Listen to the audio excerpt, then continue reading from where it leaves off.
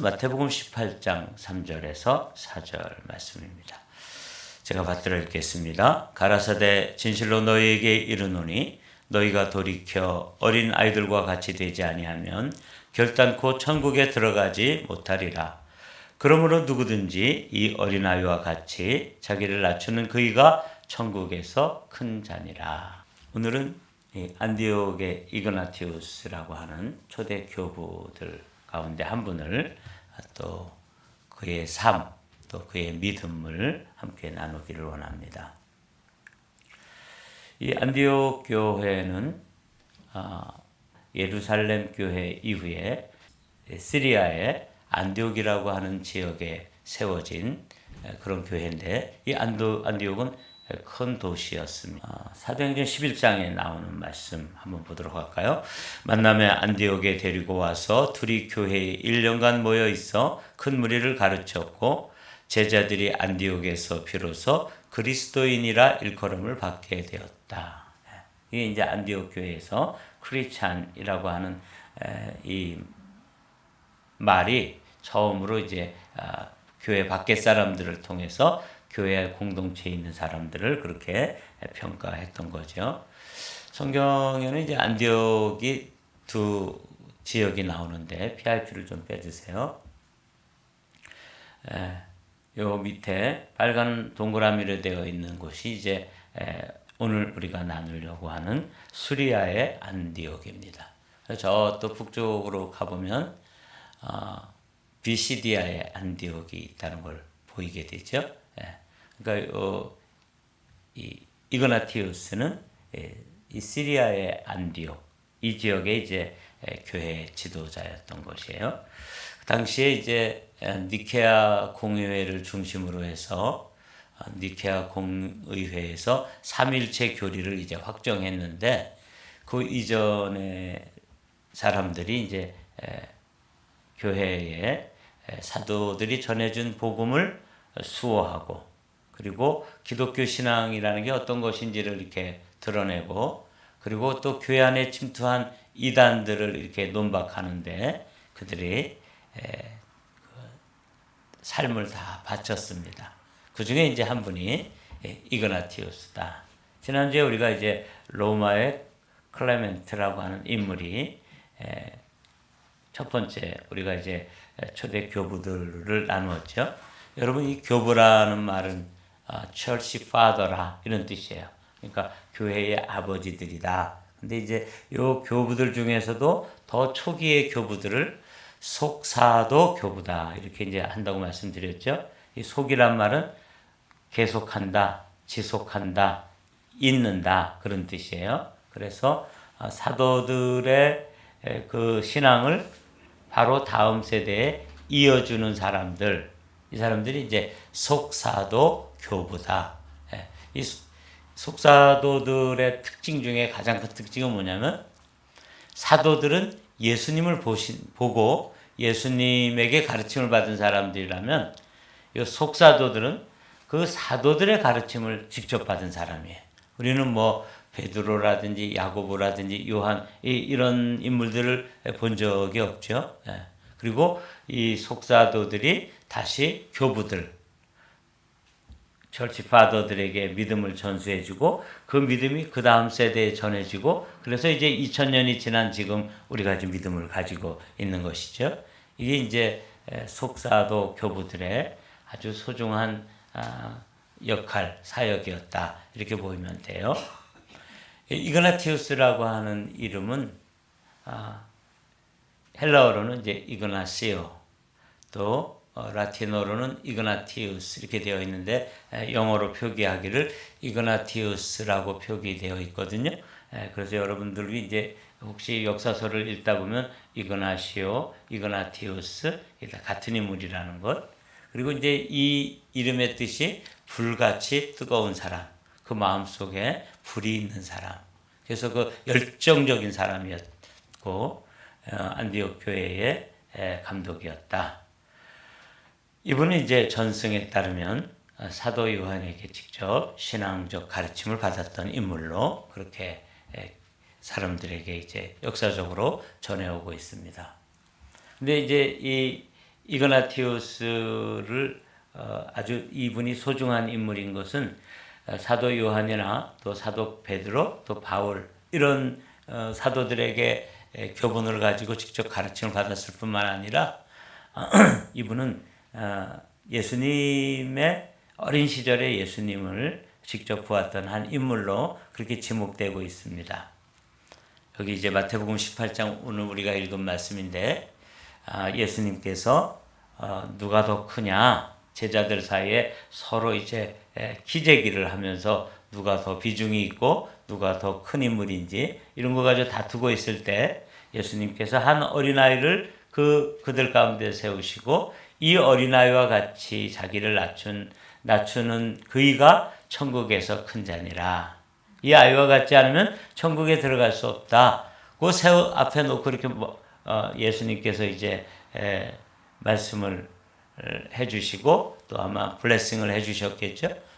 그 사람이 이그나티우스다. 이렇게 이제 그러니까 이분은 상당히 아주 그 초대교회 지도자들 가운데 아주 소중한 인물이다 하는 걸 우리가 알 수 있습니다. 근데 이제 이분은 늘 자기 자신을 하나님의 사자라고 이렇게 그 밑에 편지를 7개의 편지를 쓴 그런 지도자인데 이분은 자기의 이제 닉네임 별명을 테오포로스다. 하나님을 모신 자, 하나님을 품은 자, 하나님의 사자. 원래 이제 이 뜻은 어떤 거냐면 하나님을 지고 가는 자라는 뜻인데 이게 이제 하나님을 품었다. 이렇게 이제 볼 수가 있어요. 그래서 이제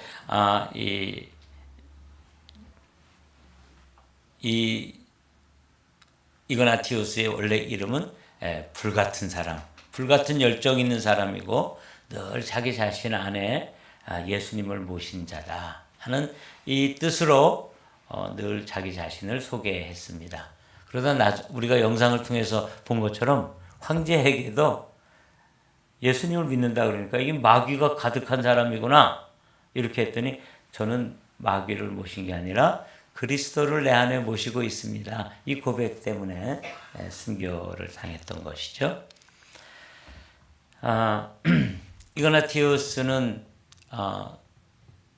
AD 107년경에 순교한 것으로 그렇게 기록되어지는데 이분은 이제 그 로마 황제를 만나서 그렇게 트라이안이라고 하는 로마 황제를 만나서 그에게 자기 신앙적 주관을 아주 뚜렷하게 밝혔습니다.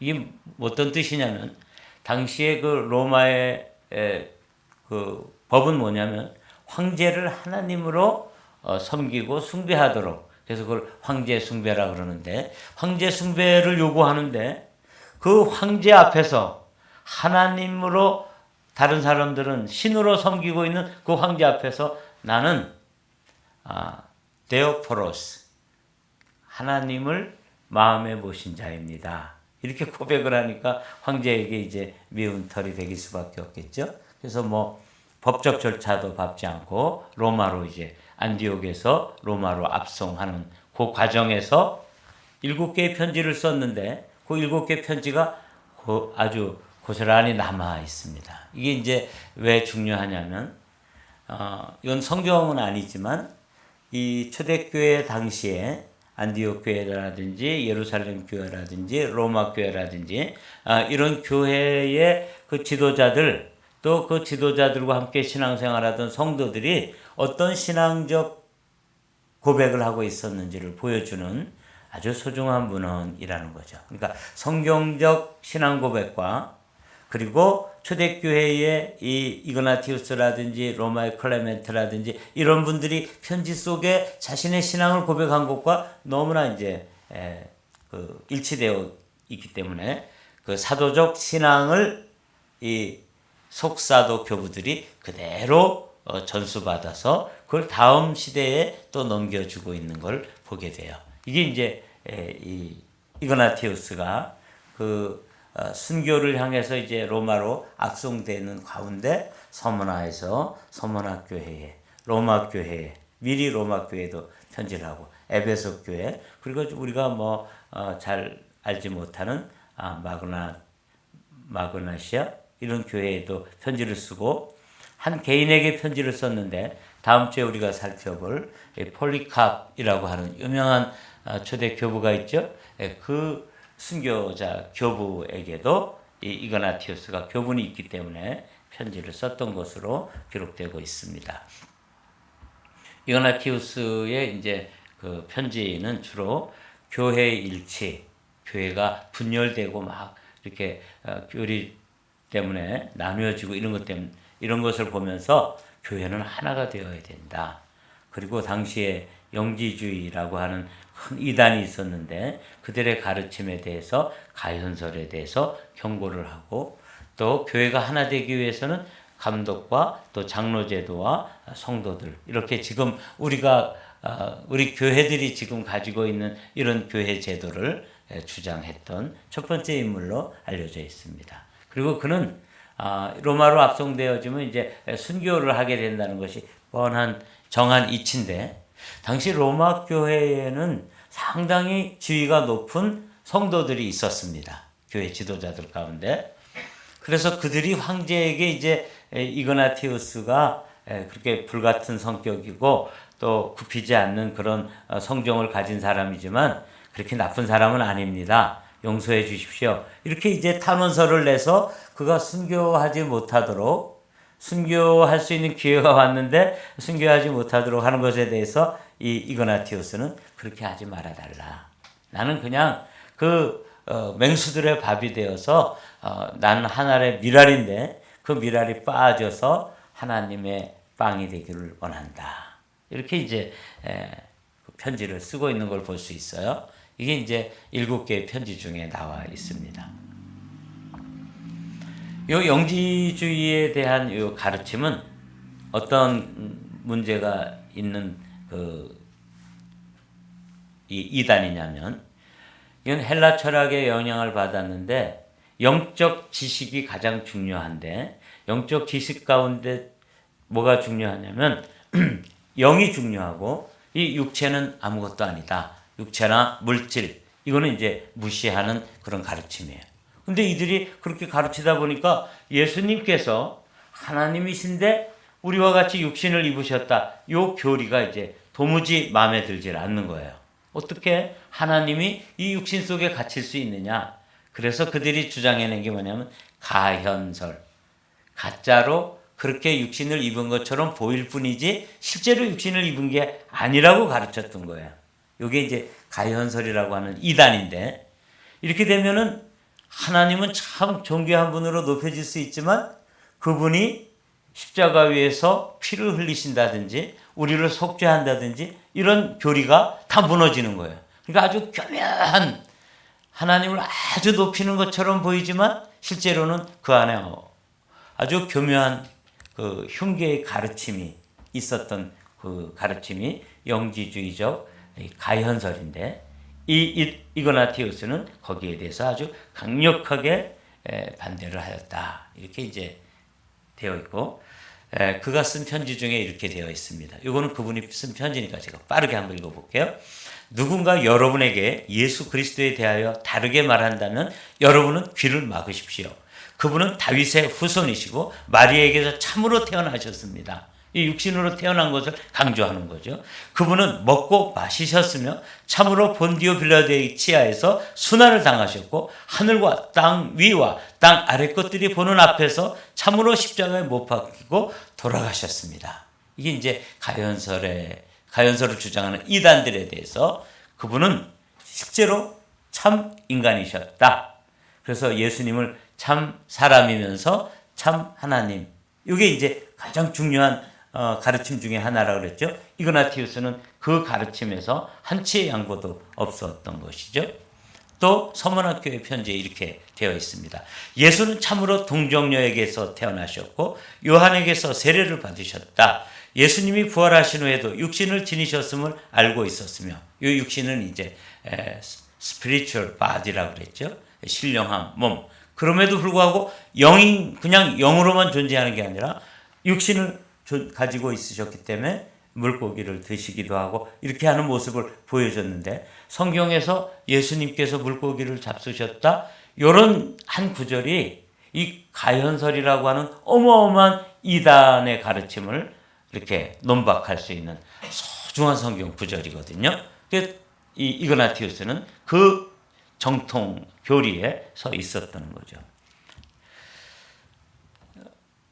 육신을 지니셨음을 알고 있으며 또한 이를 믿는다. 다 같이 읽어볼까요? 시작. 그리스도는 시작. 그리스도는 완전한 사람이 되어 완전한 속죄를 이루었다. 이게 이제 서문학교에 보낸 편지 중에서 이 이그나티우스가 이단의 교리를 반박한 그런 것이에요. 그리고 이제 감독을 중심으로 교회는 하나가 되어야 한다. 이그나티우스가 살았던 시대에 교회가 자꾸 이렇게 분열되고 이렇게 아픔을 겪게 되니까 그렇게 주장을 했던 것이에요. 여기 이제 그가 쓴 편지를 한번 읽어볼게요. 여러분은 진리의 빛의 자녀들이니 분열과 그릇된 가르침을 멀리 하십시오. 여러분은 마치 양들처럼 목자가 있는 곳으로 따라가야 합니다. 어떤 사람이 분열을 일으키는 자를 따른다면 그는 하나님 나라를 상속받지 못합니다. 어떤 사람이 다른 의견에 따라간다면 그는 예수 그리스도의 순환을 인정하지 않는 것입니다. 그래서 이제 교회가 이렇게 다른 가르침 때문에 자꾸 분열되고 갈등이 있고 다툼이 있는데 하나의 목자를 중심으로 해서 또 교회의 평신도 지도자들인 장로제도 그리고 또 평신도들 현재 지금 이 세계 교회가 취하고 있는 이 교회의 제도를 처음으로 주장하고 가르쳤던 그런 교부가 이그나티우스다 하는 거죠. 말씀드린 대로 이 이그나티우스는 그 안에 하나님을 품은 자, 하나님을 모신 자로서 테오포로스라 그랬죠. 테오포로스 자기가 이제 그렇게 늘 자기 자신을 소개했는데 테오스라는 말이 이제 히라보로 하나님이다. 근데 포로스라는 말은 이제 나른다, 가진다, 품는다. 근데 제가 그냥 한국말로 해보니까 테오스 포로스, 하나님의 포로가 된 자 그런 뜻이다. 이렇게 이제 해석을 했어요. 그래서 이 사람은 완전히 진리의 포로가 되어 있고 하나님의 말씀의 포로가 되어 있고 하나님의 성령의 포로가 된 자였다. 그래서 자기 자신을 테오포로스라고 늘 소개를 했는데 그는 순교에 대한 열망이 있었던 인물로 그렇게 아주 소중한 그런 신앙의 선배입니다. 제가 한번 읽어볼게요. 저는 모든 교회에 이런 편지를 썼습니다. 여러분이 방해하지만 않으신다면 제가 하나님을 위해 기꺼이 죽을 수 있다고요. 이제 여러분에게 청합니다. 불필요한 호의를 저에게 베풀지 마십시오. 저를 맹수의 먹이가 되게 놔두십시오. 그것을 통해서 제가 하나님을 만날 수 있습니다. 저는 하나님의 미림이 맹수의 이빨에 갈려서 그리스도의 깨끗한 빵이 될 것입니다. 이렇게 이제 편지, 이건 그분의 편지 가운데 들어있는 글이에요. 여러분, 저는 역사의 길을 묻는다. 그래서 이제 이그나티우스라고 하는 인물을 오늘 우리가 함께 소개하는데, 우리는 이 이그나티우스의 이 신앙, 비진리, 또 불의, 그리고 불신앙과 타협하지 않는 이런 아주 불같은 뜨거운 열정을 가진 신앙인으로서 이그나티우스를 오늘 여러분들이 소개받으십시오. 근데 왜 이게 중요하냐면 우리 시대는 이제 핍박의 시대가 다가오게 될 것이기 때문입니다.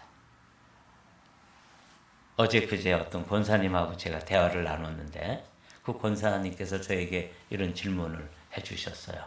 아주 제 마음에 큰 도전이 되는 질문을 주셨는데 목사님이 목회하시는 한마음교회 성도들이 다 천국에 갈 수 있다고 그렇게 믿으시나요? 이렇게 질문하시더라고요. 이제 개인적으로 그 권사님과 제가 단둘이 있었기 때문에 제가 굉장히 좋은 질문을 아주 의미 있는 질문을 받았기 때문에 그 대화를 끝낸 후에도 곰곰이 생각을 하게 되었습니다. 내가 목양을 하고 있는데 이 성도들이 정말 너 하나님을 끝까지 믿는다면 너 사자들의 밥이 되도록 할 텐데 이 믿음을 끝까지 가지고 있을 거냐? 이런 위협 앞에서 우리 한마음교회 성도들이 몇 분이나 이그나티우스처럼 나는 그리스도의 순결한 빵이 되겠습니다. 그 사자들의 이빨에 갈려서 잘 빠진 곡식이 되고 빵이 되어서 하나님 앞에 드림이 되겠습니다. 이런 열망을 가진 성도들이 몇 분이나 될까? 이런 아주 깊은 고민을 제게 들려주셨습니다. 제가 윤석전 목사님이라고 하는 분, 그 목사님이 순교의 신앙에 대해서 이렇게 얘기하더라고요.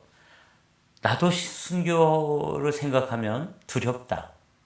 그런데 순교의 기회가 오면 순교할 수 있는 3가지를 가르쳐 주겠다. 그러면서 이렇게 말씀하시더라고요. 첫 번째, 우리가 순교, 믿음의 진리에서 그 진리를 부인하지 않고 예수 그리스도를 믿는 믿음을 부인하지 않고 순교의 자리에 나갈 수 있는 첫 번째는 뭐냐?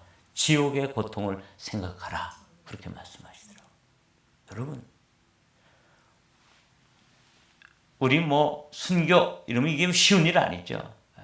사자들이 와서 막 뜯어먹을 때 그거 인간으로서 이거 견딜 수 없는 고통인 건 사실이에요. 그러나 그 고통과 지옥에 가서 영원히 당할 고통을 이렇게 비교해 보면 우리는 뭐 할 수 있다? 순교의 자리에 나가야 한다. 이게 첫 번째.